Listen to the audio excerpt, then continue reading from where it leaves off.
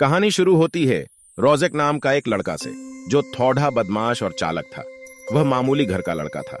उसे उसकी लाइफ बहुत बोरिंग लगती, जिसके चलते वो कभी कभी अपने शहर से दूर अपने मन को बहलाने के लिए दोस्तों के साथ जाया करता।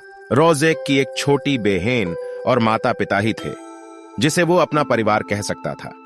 उसका परिवार सालों से सियावा नाम का छोटे से शहर में रहता था।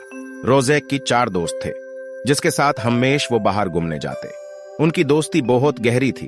एक दूसरे से वह रोज मिला करते और अपनी दिन भर की बातें बताया करते। हर बार की तरह सोमवार की भरी गर्मी में रोजेक और उसके दोस्त उवेन, जेसन, एलिटा और यूसी प्रोफेसर जेनी जोकीफ के क्लास में लास्ट टेबल पर लेक्चर पढ़ रहे थे और क्लास से छूट के कहीं बाहर जाने का सोच रहे थे। उवेन शांत और होशियार लड़का था। जेसन लंबा और आकर्षित दिखने में था। एलिटा तेज दिमाग वाली और सुंदर थी। यूसी शरारती और लोगों को हंसाने वाली।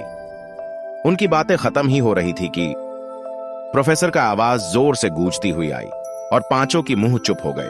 और तभी क्लास की घंटी बजी, जिससे रोजेक की और उसके दोस्तों को सजा मिलते मिलते रह गई। बाहर निकलकर यूसी बोली, आज तो बचे, वरना आज हमारी सजा पक्की थी। सब दोस्त यूसी के बात पर हंसने लग। रोजेक बोला, ऐसी पकाओ क्लास में कोई कैसे चुपचाप रह सकता है। सब दोस्त हाँ में सिर हिलाते हुए आगे रोजेक के पीछे पीछे जा रहे थे। पार्किंग में आकर सब ने अपनी अपनी गाड़ी ली।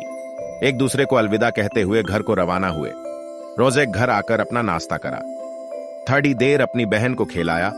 फिर वो अपने कमरे में जाकर खुली आसमान में चमकता हुआ चांद को देखने लगा। रोजेक का कमरा दूसरे माले पर था। उसे चांद को देखना और रात की अंधेरी छांव अच्छी लगती। वो देर तक अपने खिड़की के पास रखे हुए टेबल पर बैठा रहा और चांद को घूरता रहा। और ऐसे ही वो वहीं सो गया। खिड़की खुली थी। चांद की रोशनी उसके ऊपर झरने की तरह बरस रही थी और उसके सफेद गालों को चमका रही थी। तभी अचानक उसे एक आवाज का आभास होता है, जैसे कोई उसे मदद मांगना चाहता हो। रोजेक देखता है कि एक बूढ़ा सा आदमी उसके ओर बढ़ रहा है। उसके सांसों में ठंडक और नमी की खुशबू आ रही होती है।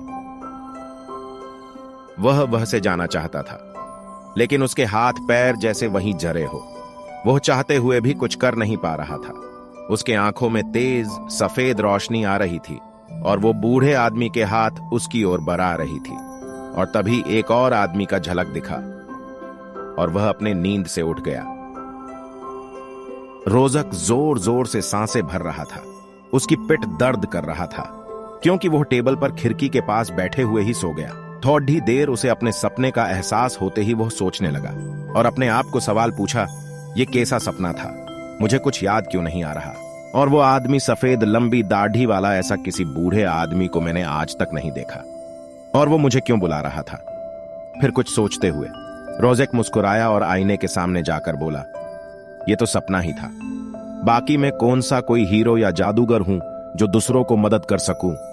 मैं खुद ही मदद मांगने के हालत पे पड़ा हूं। आज रोजेक को कॉलेज जाने में बहुत तकलीफ सा महसूस हो रहा था, क्योंकि पूरी रात भर वह टेबल पर सोया था, जिस वजह से उसके पीठ में भी दर्द था।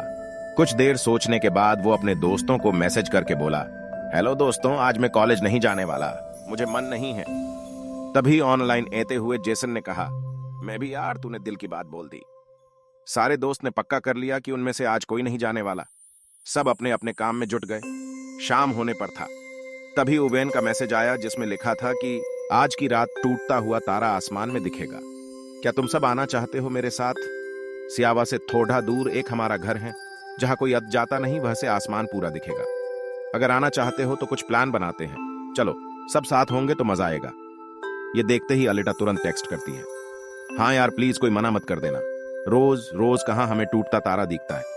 उवेन के पुराने घर में जाते हैं। वो जगह बहुत शांत और सुकून वाला है। सारे दोस्त एलिटा का बात मान लेते हैं और रात को 8 बजे निकलने का प्लान बनाते हैं। पांचों दोस्त 8 बजे सियावा के नाइट स्टार नाम के होटल में जमा होते हैं। आज रात का डिनर पांचों दोस्त ने एक साथ किया और एक दूसरे की बात करते हुए डिनर खत्म किया।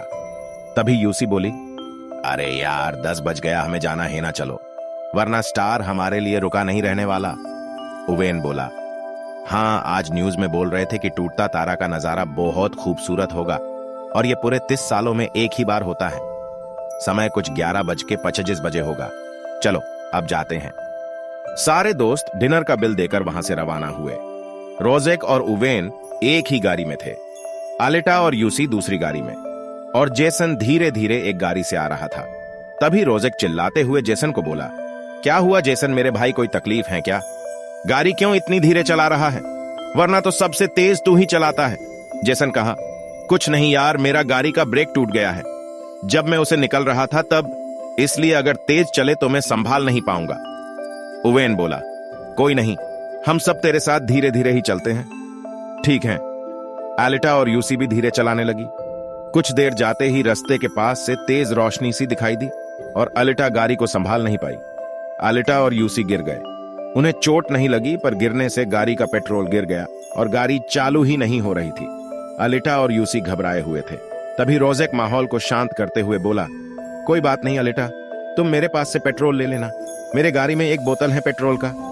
पर फिर रोजेक गुस्से से बोला, ये क्या हुआ, कौन है जो इतनी रोशनी कर रहा है, वो भी इस सुनसान रास्ते के बीच?